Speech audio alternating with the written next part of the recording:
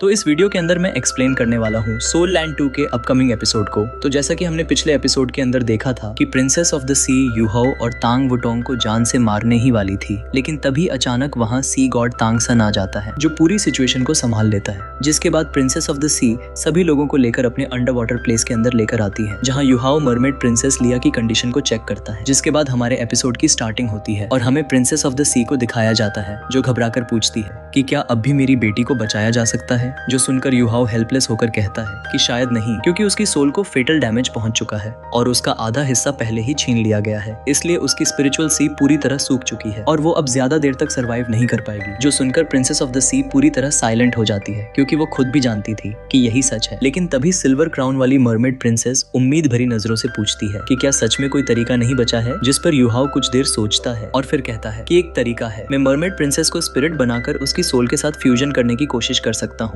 लेकिन अगर मैं सफल रहा तो वो स्पिरिट के रूप में जिंदा रह पाएगी, लेकिन अगर मैं फेल हुआ तो उसकी सोल हमेशा के लिए वैनिश हो जाएगी। जो सुनकर प्रिंसेस और उसकी बेटी दोनों के चेहरे बदल जाते हैं, क्योंकि इसका मतलब था कि उनकी बेटी पूरी तरह एग्जिस्टेंस से मिट जाएगी। लेकिन तभी यूहाओ उन्हें समझाता है कि अगर अभी कोशिश नहीं की गई तो उसकी फ्रैगमेंटेड सोल वैसे भी जल्द टूट जाएगी, इसलिए कॉन्ट्रैक्ट के जरिए उसकी सोल को स्टेबलाइज करना ही आखिरी तरीका है। लेकिन ये सुनकर तांग वुटोंग तुरंत उसे रोकती है और उसकी आंखों में साफ डिसअप्रूवल दिखाई देता है, क्योंकि वो जानती थी कि ये कितना डेंजरस है। और आखिर मरमेड प्रिंसेस इंसानों की वजह से बहुत ज्यादा सफरिंग झेल चुकी थी, इसलिए स्पिरिट फ्यूजन के दौरान उसके कोऑपरेट करने की संभावना बेहद कम थी। और अगर वो रेजिस्ट करती है तो यूहाओ को टेरिफाइंग बैकलैश झेलना पड़ सकता था, और ऊपर से वो 100,000 ईयर स्पिरिचुअल सोल बीस्ट थी, इसलिए फेलियर का रिस्क पहले से कई गुना ज्यादा था। लेकिन ये देखकर यूहाओ धीरे से सिर हिलाता है और उसकी आंखों में डिटर्मिनेशन चमकने लगता है, क्योंकि वो ये रिस्क सिर्फ स्पिरिट पाने के लिए नहीं ले रहा था, बल्कि वो सी के सोल बीस्ट्स और ह्यूमंस के बीच समझदारी बनाना चाहता था। और आइस सी में आने के बाद उसने महसूस किया था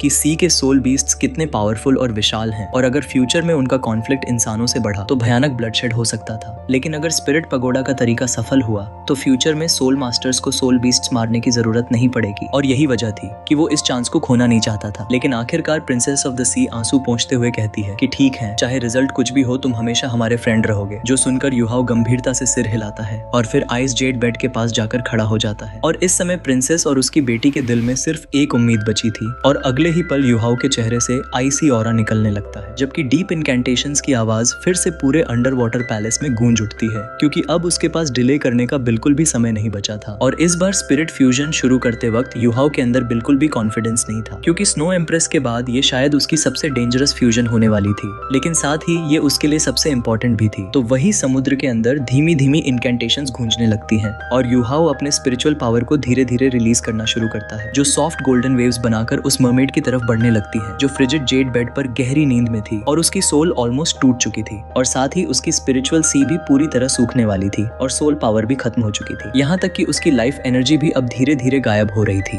जो देखकर साफ पता चल रहा था कि वो मौत के बेहद करीब पहुंच चुकी थी। लेकिन इतनी हालत खराब होने के बावजूद भी वो बेहद खूबसूरत लग रही थी, और साथ ही उसकी गोल्डन टेल अब भी हल्की लाइट छोड़ रही होती है। तो वही यूहाओ की डीम गोल्डन स्पिरिचुअल पावर उसे पूरी तरह कवर कर लेती है, और ऐसा लगने लगता है जैसे वो उसे फिर से लाइफ देने की कोशिश कर रहा हो। जिसके बाद उसके पैरों के नीचे एक जायंट हेक्साग्राम अरे प्रकट होता है और उसकी इनकैंटेशंस और भी तेज होने लगती है। तो उधर तांग वुटोंग के साथ प्रिंसेस ऑफ द सी और बाकी सभी लोग दूर खड़े बहुत टेंशन में ये सब देख रहे होते हैं, क्योंकि यहाँ बाहर से कोई डेंजर नहीं था, बल्कि असली खतरा तो फ्यूजन प्रोसेस के अंदर ही छिपा हुआ था, और किसी को भी नहीं पता था कि इसका रिजल्ट क्या होने वाला है। लेकिन तभी अचानक स्लीपिंग मरमेड के सिर से गोल्डन लाइट की कई स्ट्रीक्स बाहर निकलने लगती हैं, जो धीरे धीरे क्रिस्टलाइज होने लगती है, जो देखकर प्रिंसेस ऑफ द सी अपनी बड़ी बेटी का हाथ कसकर पकड़ लेती है, क्योंकि वो जानती थी कि ये उसकी छोटी बेटी की सोल एनर्जी के आखिरी टुकड़े थे, और अगर ये पूरी तरह गायब हो गए तो उसकी बेटी सच में हमेशा के लिए मर जाएगी। लेकिन इसके बावजूद भी यूहाओ बिल्कुल शांत रहता है और अपनी इनकैंटेशंस के रिदम के साथ उसकी सोल एनर्जी को कंट्रोल करना शुरू कर देता है। जिसके बाद वो सोल एनर्जी धीरे धीरे मरमेड का ह्यूमनॉइड फॉर्म लेने लगती है, लेकिन उसके चेहरे पर कोई इमोशन नहीं होता है और वो बिल्कुल लाइफलेस दिखाई दे रही होती है, जो देखकर प्रिंसेस ऑफ द सी और भी ज्यादा नर्वस हो जाती है, क्योंकि वो जानती थी कि यूहाओ अपनी स्पिरिचुअल पावर से उसकी सोल को ज्यादा देर तक स्टेबल नहीं रख सकता है, और अगर उसका कंट्रोल छूट गया तो उसकी बेटी की सोल कभी वापस बॉडी में नहीं लौट पाएगी। यानी अब पीछे हटने का कोई रास्ता नहीं बचा था। तो वही यूहाओ भी पूरी तरह डिटरमिन्ड था,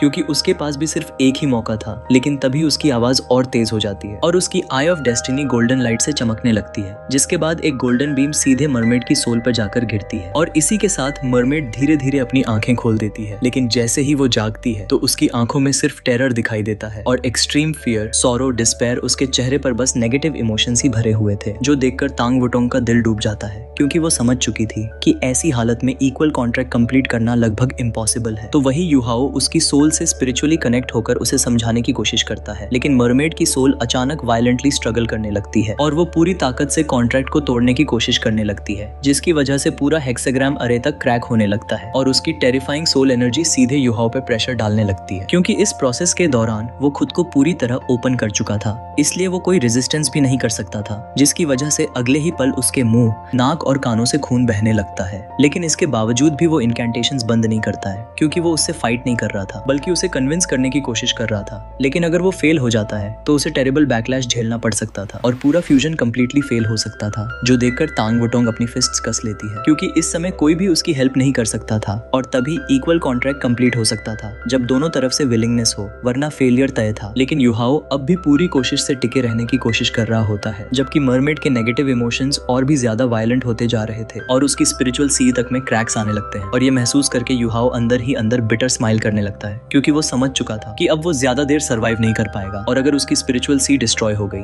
तो उसके बाकी 5 स्पिरिट्स भी सीरियसली इंजर्ड हो जाएंगे। और यही सोचकर वो आखिरकार हार मानने का फैसला कर लेता है। लेकिन तभी दोनों की सोल्स एक दूसरे से इंटरेक्ट करने लगती हैं और जैसे ही ऐसा होता है तो मरमेड की सोल अचानक शॉक होकर पीछे हट जाती है। लेकिन अगले ही पल कुछ अजीब होता है। जो मरमेड अभी तक वायलेंटली अटैक कर रही थी वो अचानक शांत हो जाती है, जो देखकर खुद युहाओ भी कंफ्यूज हो जाता है, क्योंकि उसने इतनी देर कोशिश की थी लेकिन कुछ नहीं हुआ था। और अब जब वो गिव अप करने वाला था, लेकिन तभी सिचुएशन बदलने लगी थी। लेकिन तभी अचानक युहाओ की सोल के अंदर से व्हाइट लाइट बाहर निकलती है और वो लाइट धीरे धीरे एक मरमेड की इमेज में बदल जाती है, जो देखकर युहाओ, प्रिंसेस ऑफ द सी और उसकी बेटी सब शॉक्ड रह जाते हैं, क्योंकि वो कोई और नहीं बल्कि उसी मरमेड की ओरिजिन सोल थी, जिसके अंदर अब भी कुछ बचा हुआ था। और जैसे ही वो व्हाइट लाइट मरमेड की सोल के अंदर जाकर मिलती है तो वो तुरंत शांत हो जाती है और उसकी आंखों की फियर गायब होने लगती है और उसकी नजरें अचानक बहुत जेंटल हो जाती है, यहाँ तक कि उसकी इनकम्प्लीट सोल भी धीरे धीरे पूरी मरमेड फॉर्म लेने लगती है, जो देखकर princess of the sea shock में चिल्ला उठती है कि ये तो मरफोल्क्स ब्लेसिंग है। जो सुनकर तांग वुटोंग कंफ्यूज्ड होकर उसकी तरफ देखती है और हैरानी से पूछती है कि ये मरफोल्क्स ब्लेसिंग आखिरकार क्या है, जिस पर प्रिंसेस ऑफ द सी गहरी सांस लेते हुए कहती है कि हम मरमेड्स अपनी स्पिरिचुअल पावर के लिए जाने जाते हैं और हमारी रेस में हर मरमेड को जिंदगी में सिर्फ एक बार ब्लेसिंग देने का मौका मिलता है और जिसे ये ब्लेसिंग मिलती है उसे हमेशा मरफोल्क का फ्रेंड माना जाता है।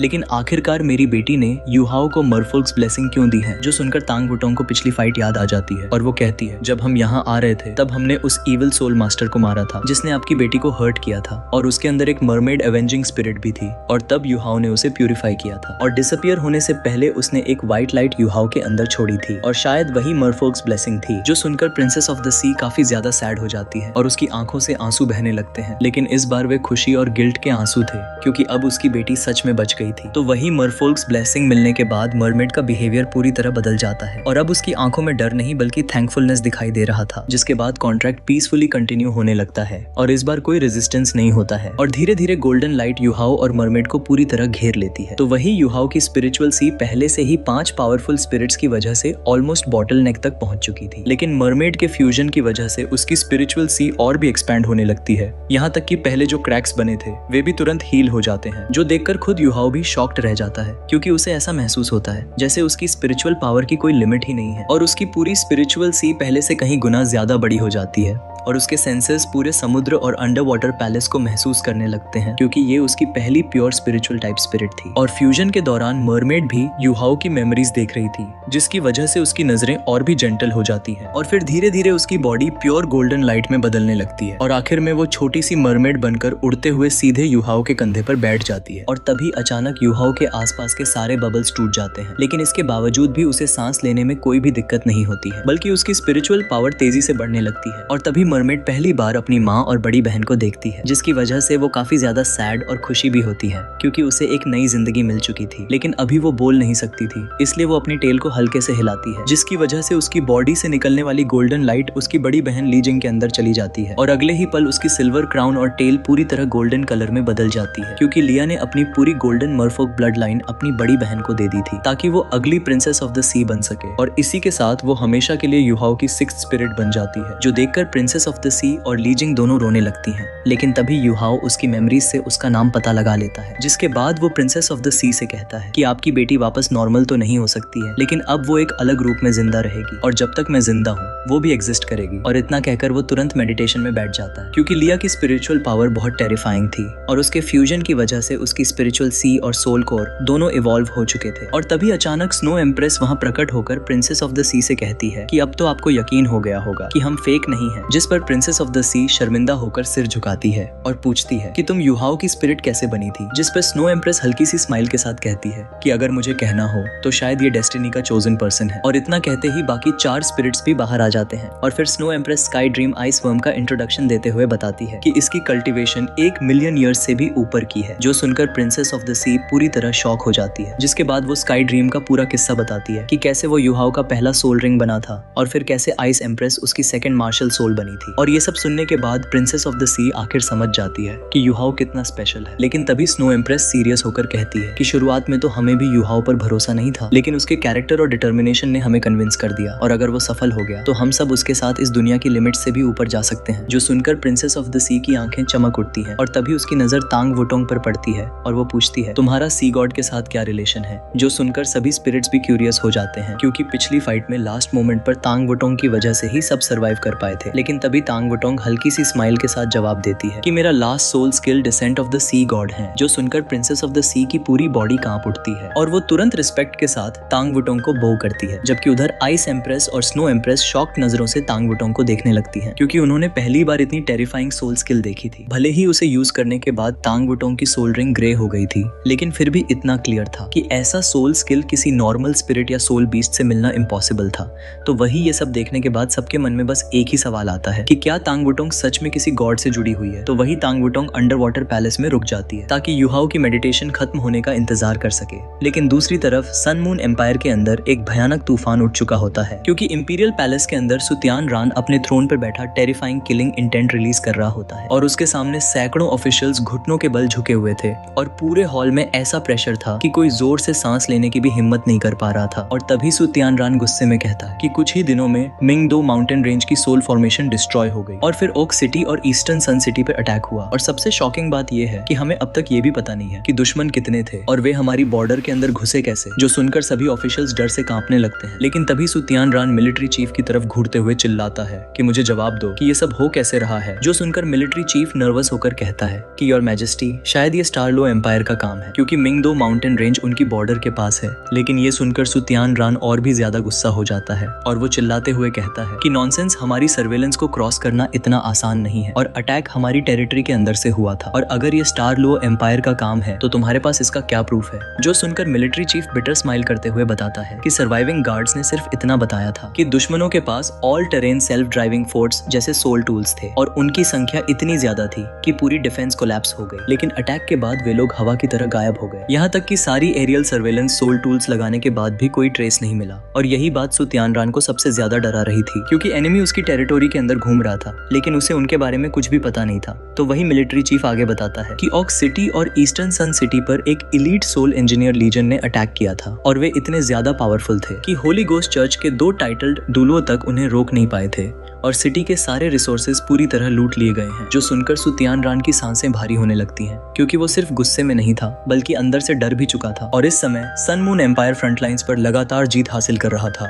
और जूजी की लीडरशिप में एम्पायर तेजी से बाकी टेरिटोरीज पर कब्जा कर रहा था। लेकिन उसी समय एम्पायर के अंदर केओस शुरू हो चुका था और सबसे टेरिफाइंग बात यह थी कि इतनी बड़ी सोल इंजीनियर लीजन एम्पायर के अंदर घुस गई और सर्वेलेंस सोल टूल्स को कुछ पता तक नहीं चला। जिसके बाद चीफ मिनिस्टर आगे बढ़कर कहता है कि योर मैजेस्टी, अभी गुस्सा करने का समय नहीं है, पहले हमें इन एनिमीज को ढूंढकर डिस्ट्रॉय करना होगा। जो सुनकर सुतियान रान थोड़ा शांत हो जाता है, क्योंकि वो जानता था कि अगर उसने फ्रंट लाइन की आर्मी वापस बुला ली तो एनिमी का प्लान सफल हो जाएगा। और तभी मिलिट्री चीफ कहता है कि अभी सबसे जरूरी काम नॉर्थ साइड को स्टेबलाइज करना है। लेकिन ये सुनकर सुतियान रान बिटर स्माइल करते हुए कहता है कि इन एनिमीज ने अटैक के लिए बिल्कुल सही समय चुना है, क्योंकि अभी हमारा एम्पायर अंदर से सबसे ज्यादा खाली है और हमारी ऑलमोस्ट सारी main soul engineer legends front line पर हैं। लेकिन तभी चीफ मिनिस्टर सीरियस होकर कहता है कि जरूरत पड़ी तो हमें अपनी स्ट्रॉन्गेस्ट फाइटिंग फोर्स तक यूज करनी होगी। जो सुनकर मिलिट्री चीफ तुरंत पैनिक में आ जाता है, क्योंकि क्योंकि वो जानता था कि अगर रेडिएंट सिटी की प्रोटेक्शन कमजोर हुई तो पूरा एम्पायर डेंजर में पड़ सकता है। लेकिन प्रॉब्लम ये थी कि सन मून एम्पायर इस वॉर में ऑलमोस्ट सब कुछ लगा चुका था और नई सोल इंजीनियर लीजेंड्स लगातार ट्रेन हो रही थी और फैक्ट्रीज में दिन रात सोल टूल्स बनाए जा रहे थे। लेकिन अभी समय चाहिए था क्योंकि एम्पायर के रिसोर्सेज तेजी से खत्म हो रहे थे। और तभी सु तियानरान पूछता है कि नई आर्मीज की ट्रेनिंग कहां तक पहुंची है,